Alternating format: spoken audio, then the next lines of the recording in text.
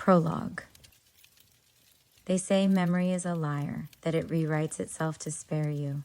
But mine is a cruel mirror.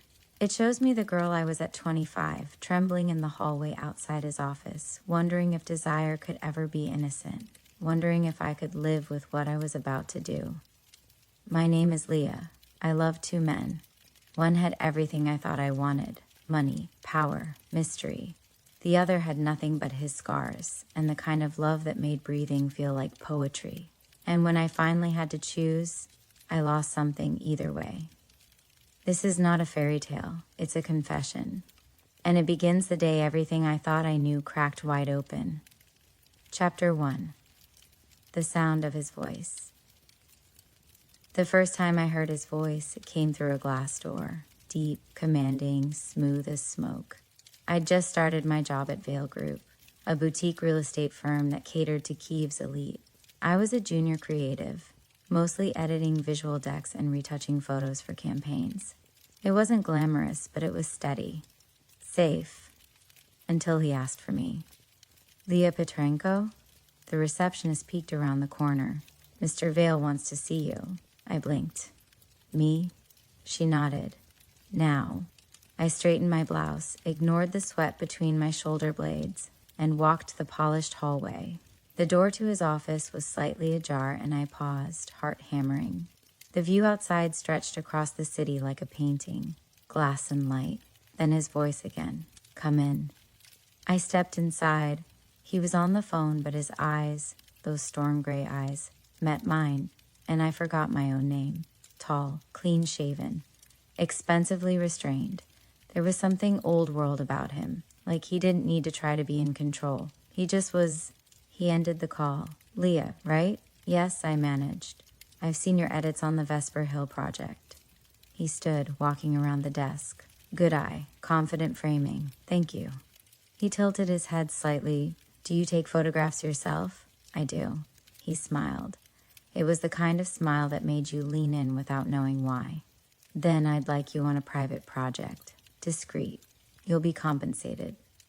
I should have asked questions. Instead, I nodded. Good, he said. We'll begin tomorrow. And that was the moment the ground shifted beneath me. Not dramatically, not all at once, just slightly, enough to start the fall. Chapter 2. The Boy from the Tracks. I hadn't seen Luka in nearly 6 years. The last time, he was 17. Barefoot on the railroad tracks outside our town, blood drying on his knuckles, holding a bottle of something cheap and burning. I remember the sound of his laugh then, defiant and broken, like a promise never kept. I never expected to see him again. But life doesn't send warnings. It just throws people at you when your soul is already cracking. That day, I had just finished photographing an abandoned theater for Mr. Vale's private project. I didn't ask what it was for. I didn't want to know. I liked how he said my name, how he stood a little too close, how the danger of it felt like something I owed myself. But when I stepped onto the subway platform, exhausted, camera bag slung over my shoulder, I heard a familiar voice. Still framing the world through a lens, Petrenko? I turned, and there he was, Luka. A little older, taller, less wild, but no less magnetic. His jawline sharper, eyes deeper. Still dressed like trouble in denim and leather, and still somehow mine. Luka? My voice cracked. In the flesh. He grinned, arms open like the years hadn't passed. Miss me? I didn't answer. I was too busy feeling everything I'd buried rise all at once. We sat at a corner bar, the kind with sticky tables and cheap beer. He didn't ask about my job, my new apartment, or the man who called me darling in dark elevators. Instead, he looked at me like I was still the 17-year-old girl who used to steal cigarettes from her mom's purse and talk about escaping our town. Why now? I finally asked. He drank. My mom died. I'm sorry. He shrugged. Cancer, fast, quiet. She never liked hospitals. I reached for his hand. He didn't flinch. She left me the house, he said. Thought I'd burn it down. Joke's on her. I'm fixing the roof tomorrow. I smiled. Luka the builder? Don't laugh. I'm a changed man. He wasn't. but something in his gaze had softened, a sadness, a regret.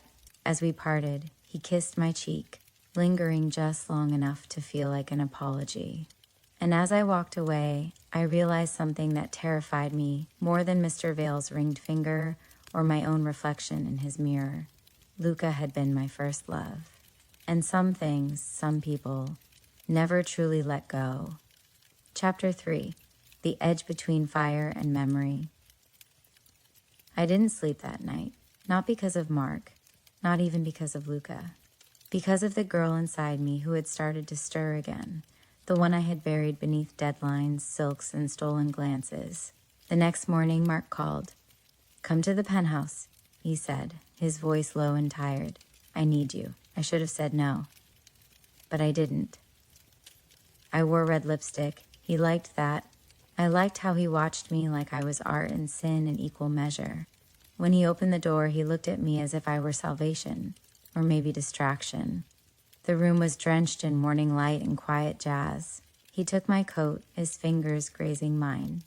"Bad night?" I asked. He nodded. "Worse dreams." We didn't talk about dreams after that. He made me coffee, black. I drank it sitting on the edge of his piano bench, legs crossed, pretending I didn't notice the way his gaze slid down my thighs. He played a single note, then another, and then silence. "I used to play when I couldn't sleep," he murmured. "You don't anymore?" "I lost the point of music until I met you." He stood, kissed my neck. I closed my eyes, remembering the first time he kissed me, how it didn't feel like seduction, but theft. That day, we didn't have sex. We just lay there, side by side on a velvet sofa, his head on my lap, and he told me about Italy, his first business deal, his wife. "She's not really here anymore," he said. "We share space, not life." And I wondered if that was supposed to make me feel better. It didn't.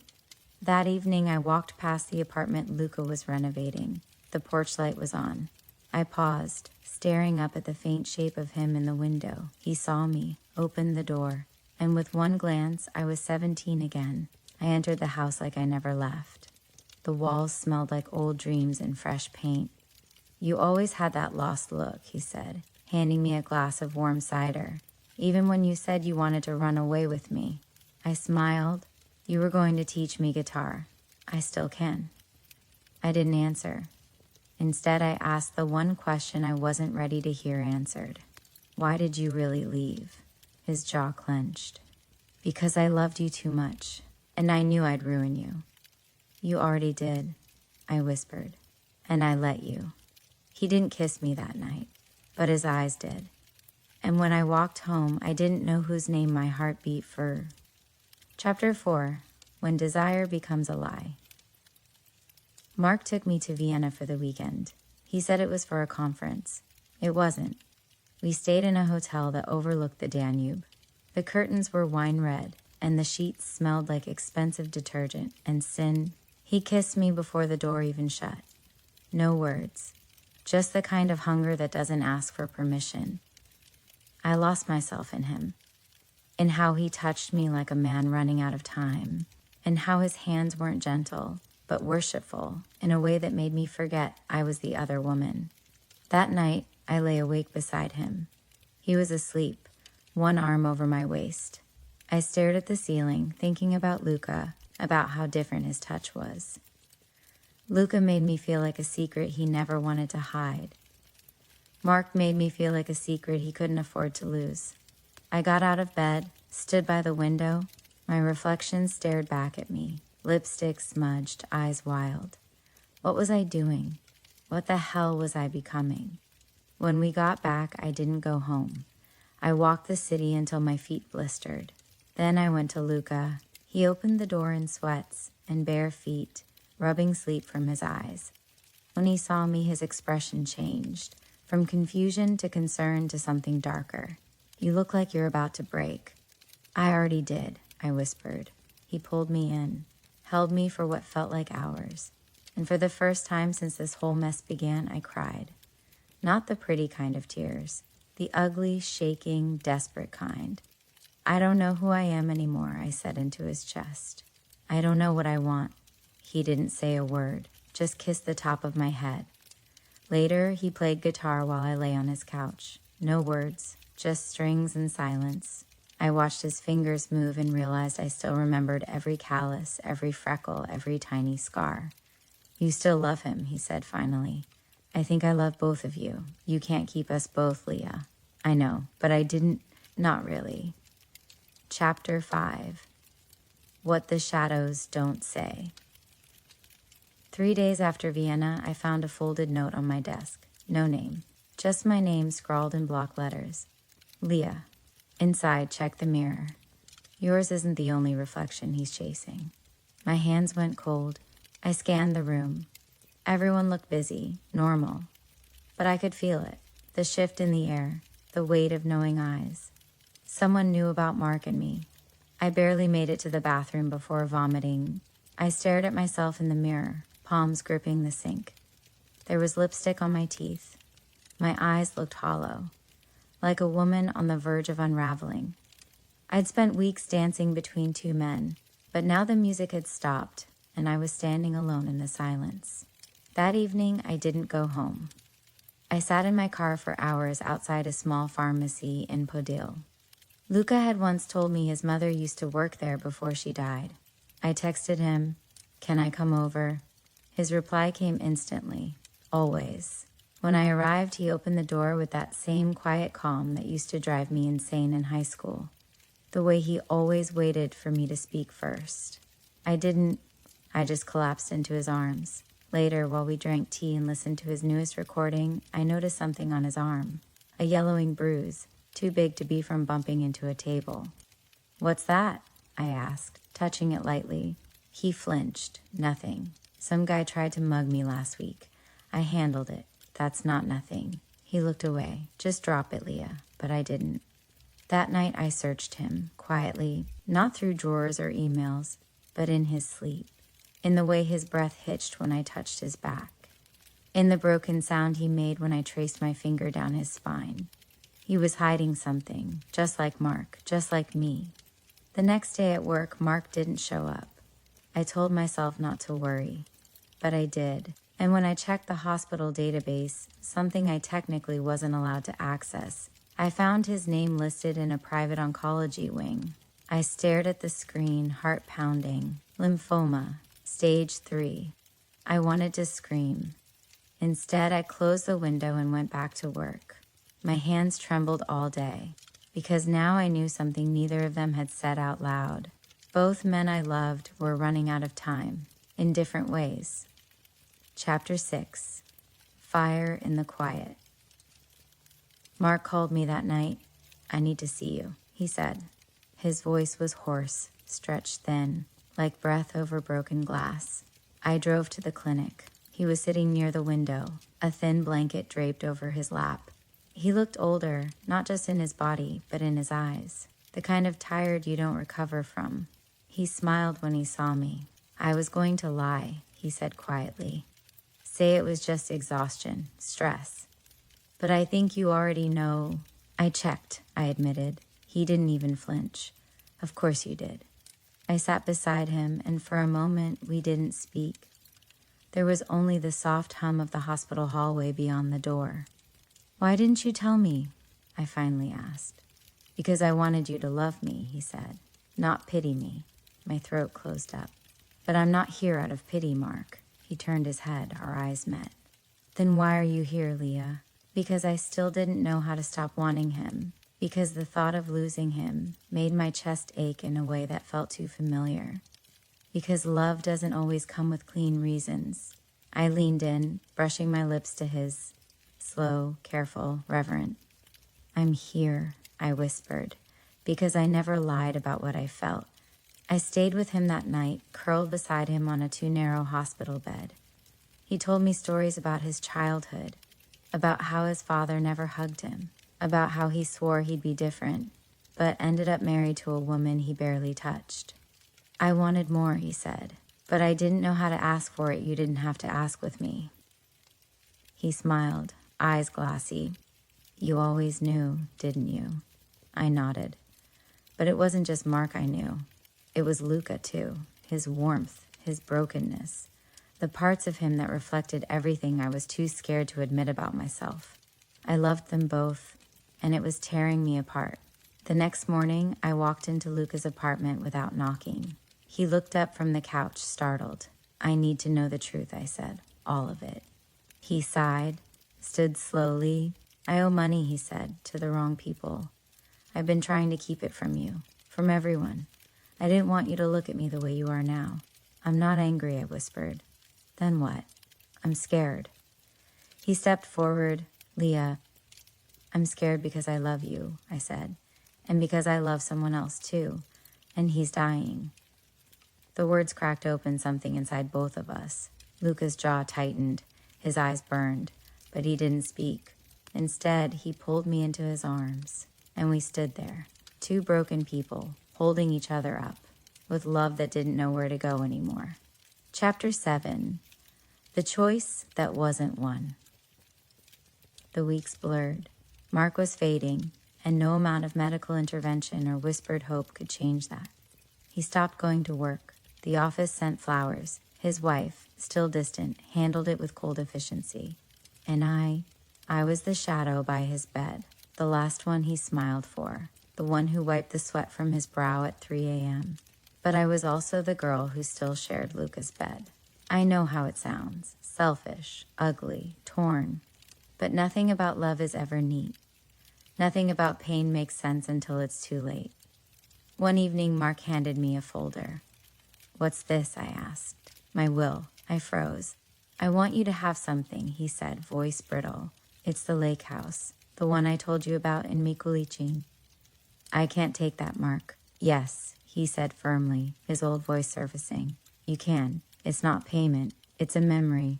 I want you to remember the version of me that loved you, not the one dying in this bed."